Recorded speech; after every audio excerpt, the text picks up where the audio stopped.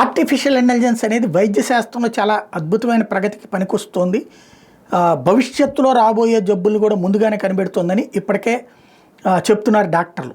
అదే కాకుండా పోలీసులకు కూడా మంచిగా ఉపయోగపడుతుంది ఆర్టిఫిషియల్ ఇంటెలిజెన్స్. తాజాగా కేరళ పోలీసులు ఒక కేసులో ఇట్లాగే తేల్చారు. 2005లో రంజని అనేటటువంటి అమ్మాయి కేరళలో ఒక ఊరిలో దివిల్ అనే అబ్బాయితో ప్రేమ పెళ్లి చేసుకున్నారు. వాళ్ళు అమ్మాయి గర్భం దాల్చింది. దివిల్ అమ్మాయి గర్భం దాల్చిందని తెలిసాక ఊరు వదిలేసి వెళ్ళిపోయాడు. అతను పఠాన్కోట్ ఆర్మీ ఏరియాలో పనిచేస్తున్నాడు. ఆమె గర్భానికి నాకు ఏ సంబంధం లేదని బుకాయించాడు గ్రామస్తులు వెళ్ళి అడిగితే. ఆమెకు ఏం చేయాలో తోచలేదు. ఈలోపు రాజేష్ అనే మరో వ్యక్తి అనిల్ కుమార్ అనే పేరుతో పరిచయం అయ్యాడు. నీకు నేను అండగా ఉంటాను, నీకు తోడు ఉంటాను అన్నాడు. వాస్తవంగా వీళ్ళిద్దరు మంచి ఫ్రెండ్స్. బయటికి అతనే కావాలని ఈ అబ్బాయిని పంపించాడు. దాంతో ఈ అమ్మాయి ఆ కేసుని డౌన్ ప్లే చేసింది, సైలెంట్ అయిపోయింది. ఆ అబ్బాయితో కొన్ని రోజులు కాపడం తర్వాత అతను జంప్ అయిపోయాడు. 2006 సంవత్సరం ఇద్దరు కవలకి జన్మనిచ్చింది రంజని. ఆమె తల్లి శాంతమ్మ దివిల్ని వదిలిపెట్టదలుచుకోలేదు. శాంతమ్మ మాత్రం కంటిన్యూగా కేసును ఫాలోఅప్ చేస్తూ వచ్చింది.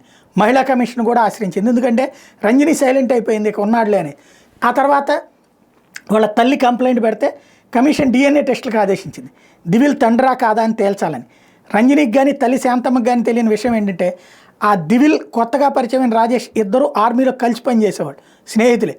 ఎప్పుడైతే DNA టెస్టులు దాకా వచ్చిందో ఇక ఆమెను చంపేయడం కోసం అని చెప్పేసి ఇద్దరు కలిసి ఓ రోజు శాంతమ్మ పంచాయతీ ఆఫీస్కి వెళ్ళేలా ఏదో ఇష్యూ క్రియేట్ చేశారు. ఆమె అటు వెళ్ళగానే ఇంట్లోకి వెళ్ళి రంజనీని ఆమెతో పాటు 17 రోజుల వయసు ఉన్న కవలల పిల్లల్ని మెడలు కోసి చంపేశారు. ఆ ఊరి నుంచి పరారైపోయారు. శాంతమ్మ పోలీస్ కేసు పెట్టింది, వాళ్లే చంపారని ఆరోపించింది. ఆమె ఇంటి దగ్గర కనిపించింది ఓ పాత మోటార్ సైకిల్ రిజిస్ట్రేషన్ నెంబర్ని బట్టి దర్యాప్తు చేస్తే అది పఠాన్కోట్ మిలిటరీ ఏరియాకి దారిసింది. కానీ ఆ ఇద్దరు అక్కడ లేరు, వాళ్ళు పారిపోయారు. కేసు అక్కడితో ఆగిపోయింది. అయితే దాదాపు 19-20 ఏళ్ల తర్వాత శాంతమ్మ ఎన్ని ప్రయత్నాలు చేసినా కాలేదు. అయితే ఈ మధ్యనే పాత కేసులు తిరగదోడుతున్నటువంటి పోలీసులు క్లోజ్ చేసేటందుకోసం అని చెప్పేసి, అంటే ఇంకా క్లోజ్ చేయనటువంటి కేసుల్ని చూస్తున్నటువంటి వాళ్ళు కేరళ పోలీసులు ఇందులో ఫాలోఅప్ చేశారు. దాంట్లో ఈ కేసుకు సంబంధించి నిందితుల ఆచూకీ గురించిన క్లూ దొరక్కపోయినా అప్పట్లో స్వాధీనం చేసుకున్న ఒక ఫోటోలో పెళ్లి ఫోటో ఉంది. ఆ పెళ్లి ఫోటో ఆధారంగా ఆర్టిఫిషియల్ ఇంటెలిజెన్స్లో ఇప్పట్లో వాళ్ళు ఎట్లా ఉంటారు అన్నటువంటి అంశాన్ని మీదన ఆర్టిఫిషియల్ ఇంటెలిజెన్స్ ద్వారా ఫోటో తీశారు, వెరిఫై చేశారు. ఆ ఫోటోని రాష్ట్ర వ్యాప్తంగా వివిధ ప్రాంతాలకు పంపించారు.